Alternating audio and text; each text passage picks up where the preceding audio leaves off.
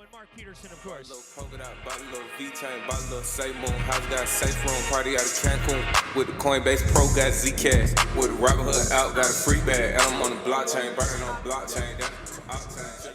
Hello, everybody, and welcome to our panel on the growth and potential of NFTs. Sorry, I was very loud there for a second. I'll pull the mic away from me.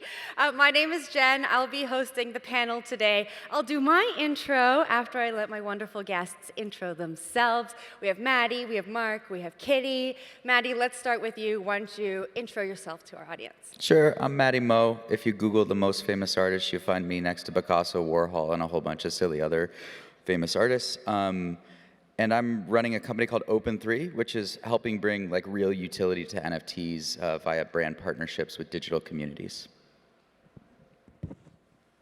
Hey everybody, my name is Kitty like a cat. I run NFT Girl Gang, so hello to all my Girl Gang baddies out there. I'm a designer. I've been a designer for 7 years for Disney, Facebook, and Sephora, and I created a blockchain solutions company about a year ago. Noticed that there's not enough women in the space, and selfishly wanted more girls to hang out with, along with bringing them up into the space, educating and empowering, and so that's where NFT Girl Gang came from.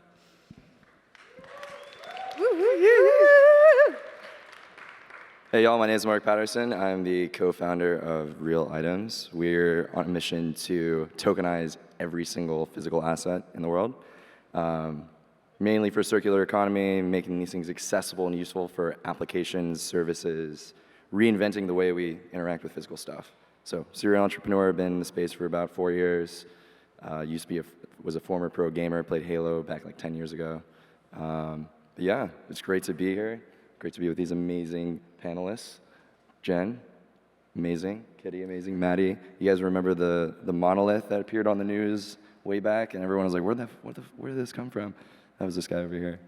It's really cool stuff. So, yeah. And I'm Jenn Sanasie. I'm the co-founder of Streambed Media. We are building an ecosystem to solve the licensing issue with NFTs. I also host a show every day called The Hash on CoinDesk TV. So let's get right into it. My co-founder said on stage yesterday that NFTs, as we know them today, will be worthless. And I wanted to get your responses to that. So Mark, let's start with you. So that NFTs are going to be worthless? As we know them today.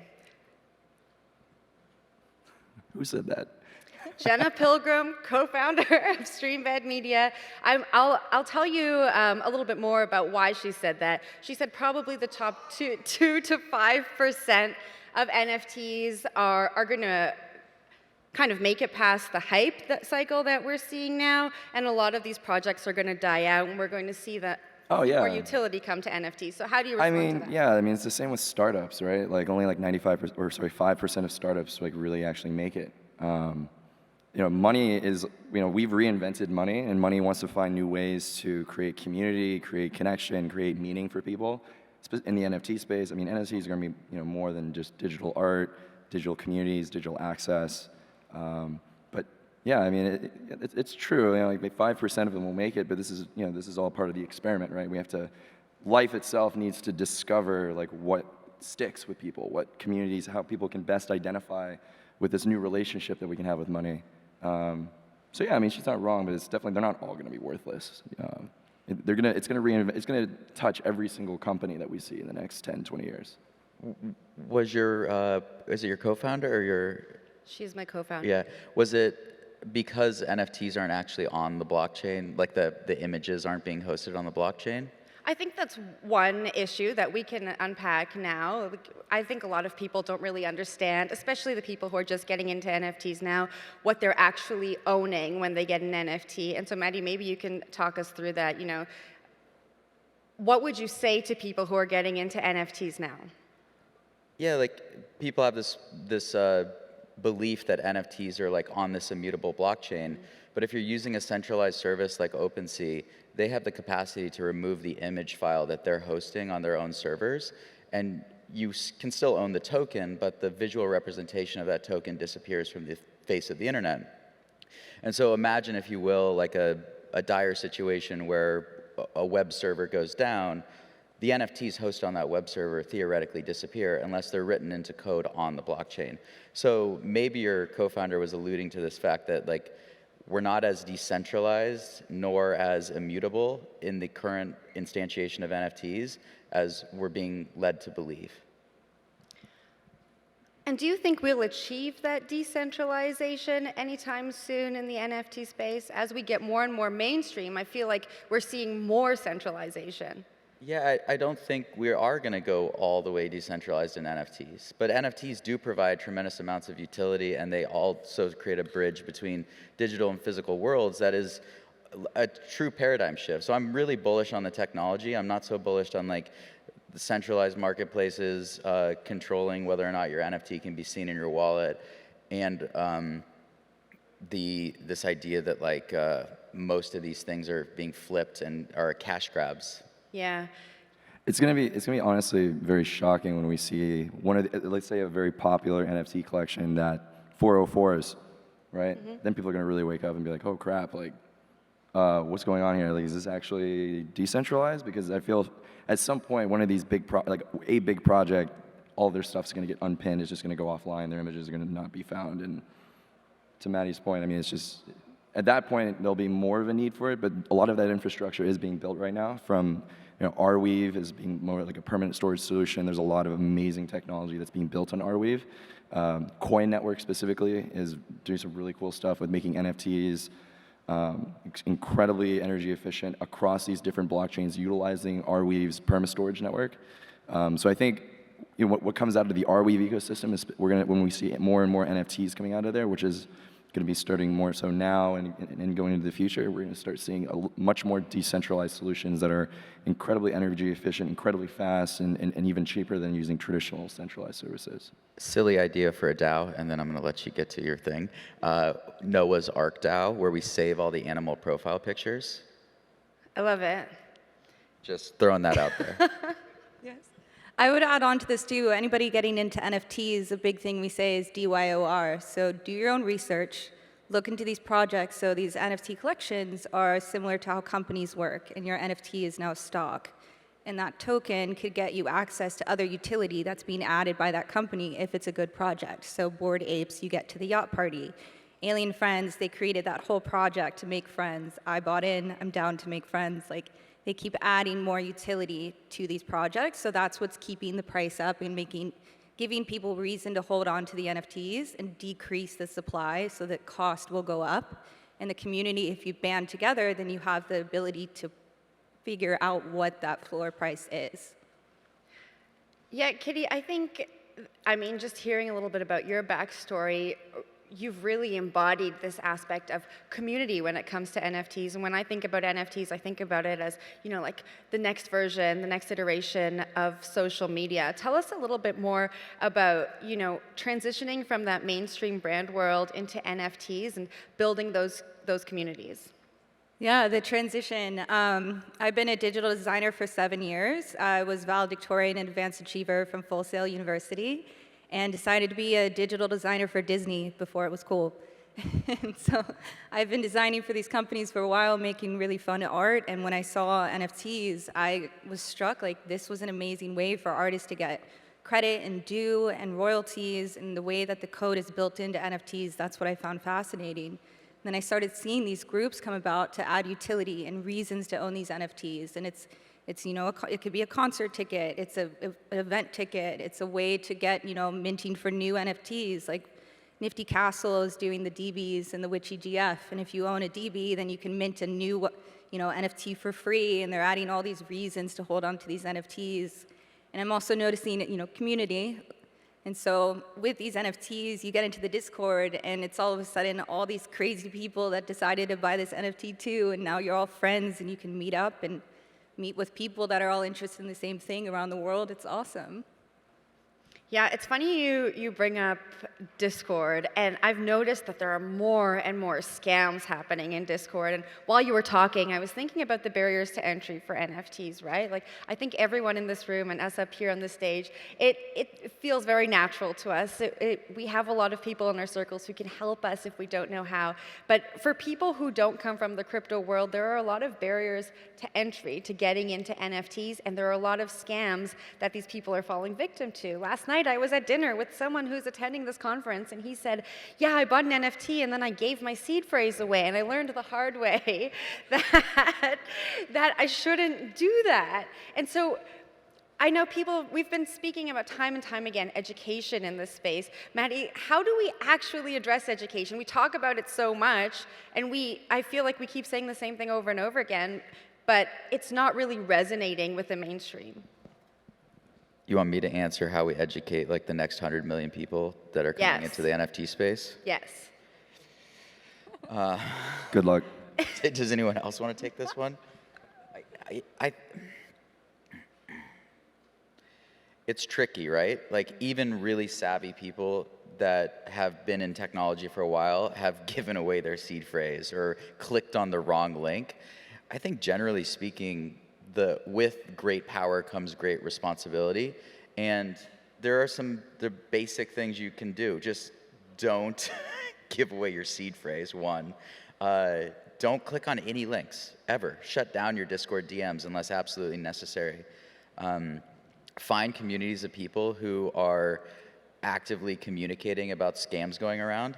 Never connect your wallet to a random smart contract. I mean, this is all pretty, it seems obvious, but like, they're understanding how malicious actors work will help save you from getting hacked. There's a great podcast called Darknet Diaries. Everyone should listen to that. It's about how hackers do hacky things, and if you understand how hackers do hacky things, you could be less susceptible to getting hacked. Oh, also hardware wallets. That's a good one. Yay, hardware wallets. And to be fair, like our own government gets phished all the time, and they fall for that. So, like, Doesn't make it better. so I mean, even like the most sophisticated people. So if anyone that's been phished before, maybe lost an NFT or cryptocurrency, like our own government gets phished. I mean, governments and foreign agencies. That's the way. Social engineering is how they get into whether it's even government agencies, hacking databases, all kinds of stuff, right? So you just don't trust any links that anyone sends you. Always question if it's like a new account that's sending it to you, or even if it's a friend that's like asking you for money, because often, I've had plenty of friends that have been hacked. So even if you may get a friend that is like, hey, like, I just like lost a bunch of ETH on this, and then they'll convince you to send them some ETH, and then the next thing you know, your friend's account got hacked. So even when it comes to like someone asking you for ETH, like a friend that comes from their account, you need to confirm that, hey, like, is this actually my friend? When it comes to money, when it comes to your crypto, always, I want to be your friend if you're giving away ETH to friends. Huh? I want to be your friend if you're just giving away ETH to friends. Is that what you were saying? You've given away No, ETH I was to saying friends? when friends come to you asking for ETH, Do you give it away though? Or well, I got to make sure it's my friend, right? And then you give it but if away. they are your friend, are you giving away ETH? I always got to do a double check. I need a KYC. Like, all right, is this you here that's talking to me? Okay, it is. All right, I need to see some video proof here. All right, I'm sending you a friend request. What's this? I need a safe word. What's our safe word? Oh shit. All right. Okay, so a lot of mainstream brands and mainstream artists and creators are getting into NFTs, and I really think that this is going to be the on-ramp to get this mainstream, non-crypto native audience into what we're talking about today. Kitty, we've seen, like Snoop Dogg, Paris Hilton, Samsung recently, all getting into NFTs. With an outlook on the metaverse, talk to me about how you read these stories as a creator and where you think we're going. Loaded question. First thing is look into what the project is. It's pretty easy to see if things are a cash grab. If someone's just trying to release an NFT to make money, it happens. Good for that team. They're getting the bag. But for people buying into those projects, it is important to understand, what else is coming from this, similar to what we were speaking about before. And going into the metaverse, we can all geek out about this for days. There's so much capabilities in the metaverse. We've seen metaverse concerts and ways to, tokenomics of people now are getting money to attend these concerts in the metaverse. And it's a limitless place where you can still meet people all around the world, see your favorite musician, maybe go and be backstage in the metaverse. There's a lot of ways to do that, but I would just say look into the teams and how it's being built and what their roadmap is to be able to make this more than just that one initial sale. But what do you think of brands getting into NFTs in the metaverse? What does that tell you about where brands are going? It means NFTs will not be worthless. Of course they won't. Of course. They'll have different worths, I think, that we will uncover as we move forward, right? Mm-hmm. Did you raise your mic? Yeah, I just hope this doesn't turn dystopian with all these brands coming in, wanting more control, consumers, the mass public not being educated on terms of a lot of people are coming in, they're assimilating with the culture, and the culture of crypto is going to change very quickly when we start having these big brands coming in, when we have the mainstream coming in. We have some of these larger companies sort of perhaps dictating in terms of the direction from the regulatory perspective. I mean, crypto still has a long way to go in terms of properly formulating relationships with regulators, maybe bribing one or two, donating to a campaign here and there, starting a super PAC of because we're not represented in government very effectively right now.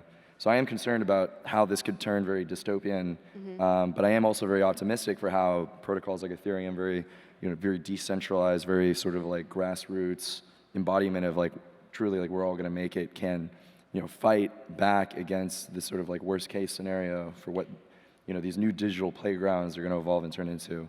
And when it comes to NFTs and these amazing, all these celebrities are coming in, it's great. I do think it's their success and their fame, it doesn't necessarily translate one-to-one from the old world to this new world. It's a new dynamic, new culture. A lot of the tech isn't ready, and it requires even for their audiences a very thorough and sophisticated understanding of getting a wallet, participating, sort of dealing with maybe a rug pull or two, right? Dealing with maybe wallets not connecting, etc. So it's a different game for a lot of these celebrities to now build a new audience and figure out how to rebrand themselves. This is they're starting from square one, right? I've seen lots of celebrities that have come in and their NFTs mint below mint price now, or sorry, they're selling for lower than mint price. So it's not exactly I'm super thankful that the cultures are starting to collide here. That they're starting to see this vision that we've been talking about and thinking about for many years. But yeah, I mean, it's gonna be cool how crypto people and the old world can collaborate in terms of how we can reinvent culture, how can we reinvent their image, their brand to be more Web3, and ideally we can have the values of crypto ripple across the world, right, through these new networks that we're developing. I think brands entering Web3 right now are extremely brave because you kind of lose some control, and brands are all about controlling the narrative and controlling the message. And in the memosphere that is Web3, you can lose control very quickly. So there's an opportunity for folks who understand digital communities to shepherd brands into Web3 in a way that makes them comfortable with this lack of control, but also opens up their eyes to the possibilities. There's going to be two types of brands in the future. There's Web2 brands, or let's call them ancient brands. And then there's Web3 brands that give some semblance of control back to the consumer, some share of ownership in the brand's direction, the brand's governance, the brand's economics back to the community. And that's what Web3 enables. And so, I mean, we're kind of talking about, okay, what would it mean if an airline came into the Web3 space and sold NFTs that represented a new type of loyalty point system? And the realization was maybe these airlines don't want to do that, and maybe a DAO forms to buy an airline, and then based on what percentage of the DAO's tokens you own, you get to decide what the flight routes are and decide what the pricing is as a community member and a co-owner of this business moving forward. So there's going to be this transition that's going to be uncomfortable for a lot of brands where they give up control, but in doing so, make their business models more sustainable and more equitable. And that's exciting for the consumer and it's exciting for the brands, but we've got to get in the heads of the CMOs and make them realize how critically important this is to the success of their business moving forward. I'm extremely bullish on NFTs. I lived through the 2.0, Web 2.0 thing with Facebook, and I thought that those transitions those technology shifts were massive. This Web 3 thing is crazy. There's a Twitter account called Punk6529. We don't know who it is, but he or she has really elegantly articulated the opportunity, which is we need 100 million people to come into the NFT space to make this thing work. And I think celebrities coming in and brands coming in is going to accelerate that, but there's a lot to learn. We're really like a year into the mainstreamization of NFTs. And so it's everyone's responsibility in this room to kind of help people understand, specifically people with real power, why we're making this transition, why it's important to empower community members, why it's important to create equitable relationships between all stakeholders. Yeah.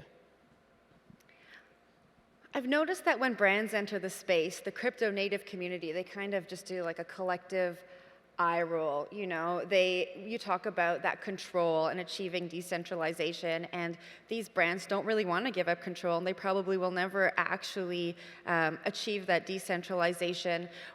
What would any of you say to, the really die-hard crypto natives who are so reluctant to let the mainstream into the space, especially when it comes to NFTs? Chill out. Yeah, chill out, guys. Like what Matty's saying, it brings in new audiences. It brings in more people into the space. And the more people we have, the quicker we can solve the problems. I remember a year ago trying to figure out how to make a MetaMask. It took me like 2 hours to figure out how to get the money from one to the other. But if we have more audiences, more brands, more people working, it's solving solutions together.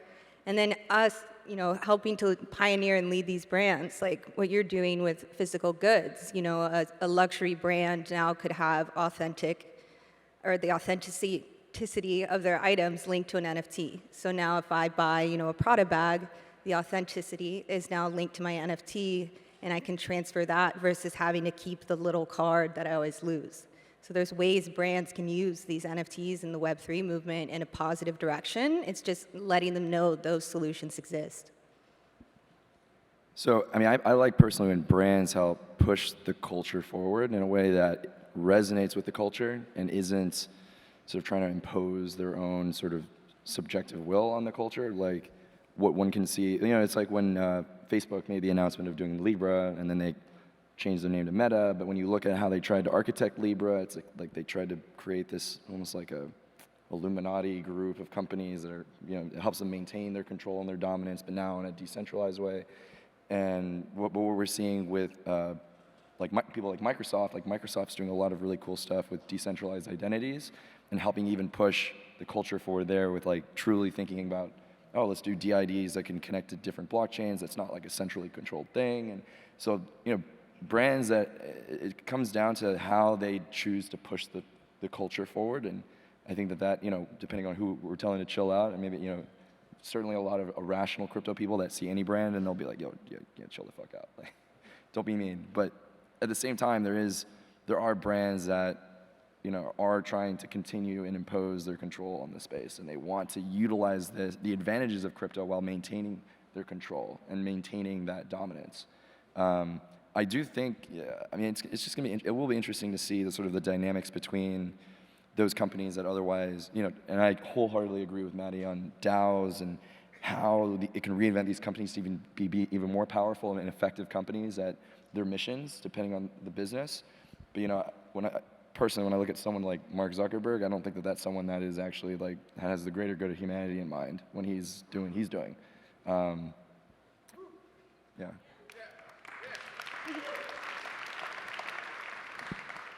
What do I got to do to get an applause after I say something? There we go. Whoa! Okay, and now we just need a round of applause for Kitty as well. There we go.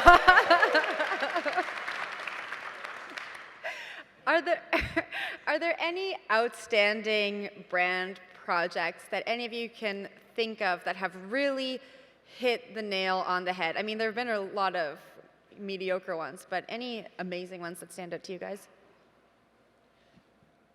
I think Snoop Dogg entering the space and like authentically collecting generative artworks and being like a major patron is a good signal for how celebrities can enter the space and use their influence and their resources to positively impact the digital communities that have sprung up around NFTs. Visa buying a punk was like a little bit of virtue signaling more than actually like contributing to the community. What's fascinating is we're seeing like brand-like projects, like Rug Radio, for example. It's 20-something thousand collectors of an NFT to build a decentralized media platform. And we saw Time magazine drop like a collection of NFTs that feels a lot like a cash grab. So it's like the brands ought to be taking cues from the successful projects that are more or less eating their lunch at this point, rather than, you know, half-assing it, if you will. You can clap for that. I mean, celebrities and brands are entering the space. We see it all the time. I love Paris Hilton.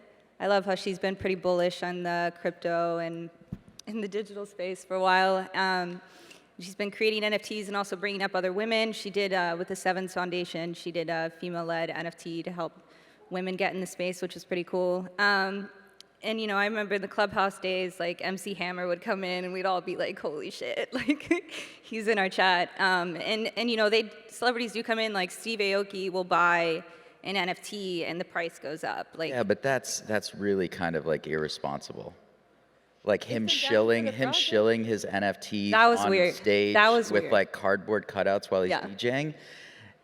That, like, leaves a lot of people holding a bag at the end of the day. if they believe in the project, I'm down, but it also creates a market where the price goes up and everybody else is buying at that price, and then it could dip. That's where it gets a little weird. But all the conversations amongst like some of these more like let's call them DJ folks is about the price and about like how rare their NFT is, and that's all status signaling. It's all like cash grab oriented, and it's frankly irresponsible because they have a lot of influence over like regular consumers, and if regular consumers enter the market and get absolutely fucked, it's going to be bad for the growth of the space. And so What is like the responsible place for them to be then? you know, I think quietly accumulating bags that you want to profit off of is okay, and you can do that totally anonymously. But shilling the shit out of the next project, entering it early, selling it at the top, and then fucking all of your fans is a bad look.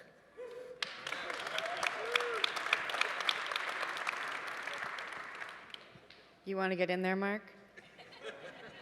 I mean, I'll respectfully watch these two get into it, but yeah, I mean that again comes back what I was saying earlier. It's like there are those that seek to impose the old world order in the NFT space and like game people and like, you know, trick them and make it a money grab and this and that. So that's like, you know, a lot of the old values versus, you know, making sure that these are our values, the crypto values, that we're all going to make it. Not I'm going to use you as exit liquidity. You know, that doesn't become like a sort of pervading behavior in the space. I mean, I would show us because I think we're pretty great, but I think more specifically, Kong is probably one of my favorite projects. They're, you know, Kong.land and Kong.cash. They're one of our partners, but they're doing some super cool stuff with semiconductors. So they've created these semiconductors that connect to a smart contract, generate their own key pairs. They do some elliptic curve cryptography to validate and authenticate an NFT or an ERC20 that can be connected to it. So they've actually created physical crypto cash. So you can have cash that is crypto, and you can authenticate it with your phone and validate that it's connected to a smart contract, that there's real cryptocurrency connected to this. And if you were to pay me in Kong Cash, I would accept it because it's just as good as crypto. And they do the same thing with NFTs. So we can take, you know, for some high value items, we can take these semiconductors, add them to like a jacket, add them to a passport, like a card, and use it. And in the case of Kongland, they're using this as citizenship to their DAO, as citizenship to what they're calling their cloud country, Kongland. So they're, you know, exporting these chips, much like Intel as a company would export chips, and they're using the funds that they generate from sort of creating this DAO of DAOs. They're exporting these chips, getting more people to make crypto physical, and then using those funds to then buy land to create their own country. How many Kongs do you own? Huh? How many of those do you own? How many what? Of that project you own? Do I own? Yeah. I just own like one citizenship. Okay. I'm being dead honest. You want to see my wallet? You know, we've talked a lot about like celebrities and speculative projects, but what we haven't talked about is like the cheap NFTs that get you access to digital communities that are actually interesting.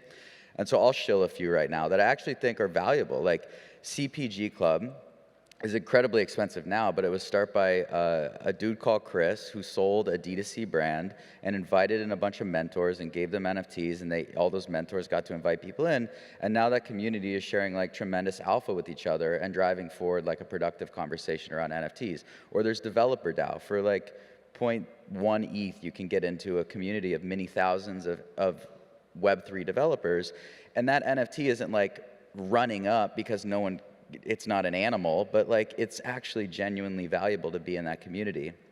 So there are NFT projects out there that represent access tokens into incredible conversations.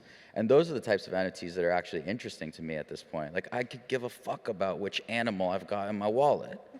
I want to learn things. And that's what NFTs offer, is they offer you to put skin in the game, to get access, or proof of funds, to get access to interesting communities.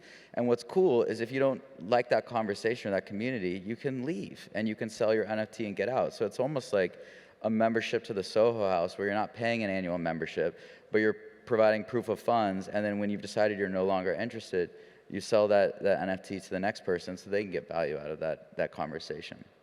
So that's where I think like NFTs are most interesting, not in shilling my panda on stage at EDC. You know, we'll wait for the applause. That brings me back to what we were talking about at the beginning of this conversation. You know, NFTs really creating communities and being the next version of social media where communities who believe in the same things can gather around these NFTs they buy, and they don't have to be expensive. They just grant them access to the things that these people love. And so when I think about social media and I think about the ethos of crypto, I think about censorship. Like, this is a conversation that we've had a lot about social media. It's like the backbone of Bitcoin. And I don't know if anyone on this panel will have an answer right now, but maybe if it's something to think about. Do we need to think about censorship when it comes to NFTs and the communities that are building around these NFTs? Well, OpenSea is censoring projects all the time. Right. They've shut down my projects. They shut down a project called Funks, which is great art, which is just punks flipped facing the other way. It's kind of genius. Not larvalabs.com is where you could find Funks. I think that's like in the Duchampian sense of art, like that's pretty good. Like it's ready-made, it's funny.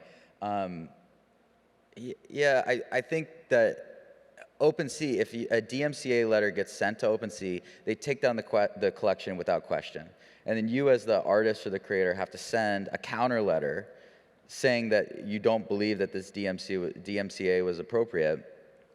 And that's like kind of a broken system because like I could just start sending DMCAs from like seemingly authentic email addresses to OpenSea and take down a whole bunch of projects if I was a malicious actor.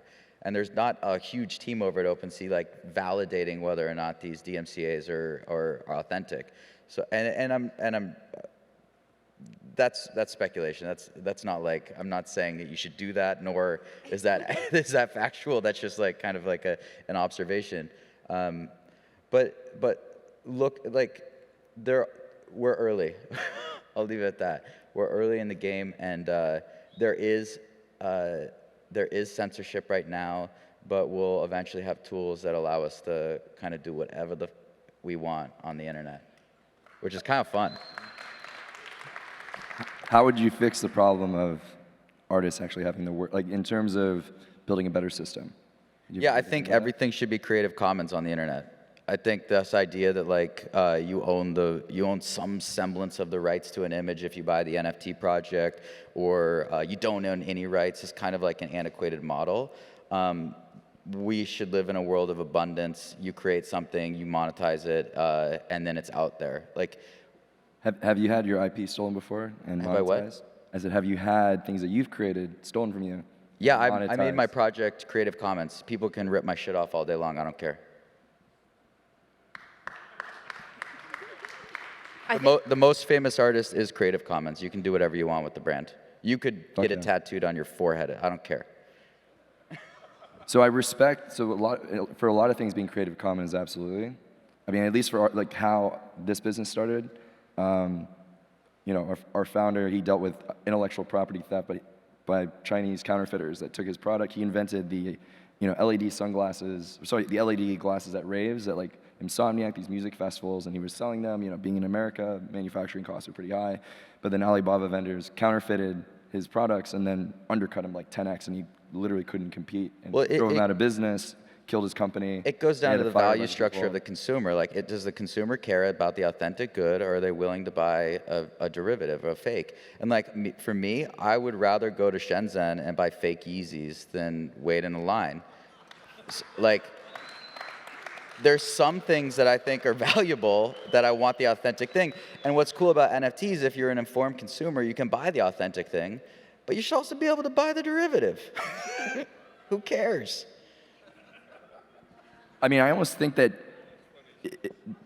shouldn't it be so? Isn't that are you not taking away the choice of the person that creates the thing? Are you not taking The whole their idea own is rights anybody away from creating it by making anything it, should forcing live- it to be Creative Commons, right? Because what if someone wants the choice of whether it's I think people should have a choice as to whether they want their creation to be Creative Commons or protected and to be monetized. I don't think we should Authoritarian impose, capitalism. I'm saying that people should have a choice. Like I wholeheartedly agree with you that like a lot of creativity comes from people stealing ideas and remixing those ideas. So like I'm in the same camp as you in terms of like that's why Apple is such a great company. They stole from Xerox. They brought the graphical user interface to everybody, right? Through the Macintosh, and then Microsoft ripped from them, and you know so the creativity is from like remixing and stealing, and good artists copy, great artists steal. But I do think that to some extent, like IP holders should have some sort of a choice as to how they want their intellectual property. Well, they can mint NFTs, and educated consumers can buy authentic NFTs, or they could buy the derivative. And the authentic NFT will have certain rights with it, and the derivative will also have other rights. And so I just feel like, as a creator, I've created a lot of shit, and when I give it away, more creativity comes to me. There's a book called The Gift, and The Gift is this idea that creativity is a gift from this divine source, and it's only given to you if you give it away. And if we all live in a world of abundance instead of a world of like, I own the trademark, or I own this or that, everyone has the foundational elements to build even more cool stuff. Like Elon Musk giving away his battery tech makes it so EV can move faster, which is good for humanity. Oh yeah, absolutely. I'm like just adamantly not interested in this idea that someone owns something and they're stifling innovation as a result of owning it. And if I want fake Yeezys, I'm gonna buy fake Yeezys. You know, Matty, I Absolutely. think Elon Musk giving away his tech, taking that and comparing it to an independent creator making a living off of their creation is a little bit far-fetched. I think there are a lot of people who are making money from their IP online, and that's how they make a living. Yeah, Tesla doesn't open source their entire company. They open source the battery tech. So there's still secrets and things that are proprietary, right? So there's elements of this should be open source. It's for the greater good. Like absolutely, it's nuanced. It's not like everything should be open source, or life is very nuanced. Yeah, I think we agree there. Matty? I don't know. Every transaction is recorded on the blockchain. It's all transparent. So if you can't live in a world where like everything is open source, then you're probably not going to make it in Web3. Well, on that note, I think we should wrap up this panel. Kitty, Kitty, I'm going to give you the last word. Oh, okay. So this is exciting. So if you've been downstairs in the conference area, we partnered with Radical, and they are giving away prizes to artists who participated. We curated 30 artists from around the world, artists that aren't super well known, artists that are really happy to be showing their work, and we're giving away $15,000. So we have checks here. First prize is $7,500, second prize is $5,000, and third prize is $2,500. And I'm going to read who won now. Camille, wait, no, hold on. Yeah, Camille from Mexico City wins $7,500. Camille, are you here? Congratulations. Run, a female artist from Iran, wins $5,000 with 1,434 votes. And Fink, an artist who was living in Bali but now lives in Dubai, wins the $2,500 with 940 votes. So that's really cool that Radical was able to give away money to artists who could definitely use it, and would like to thank them and congratulate all the artists who participated.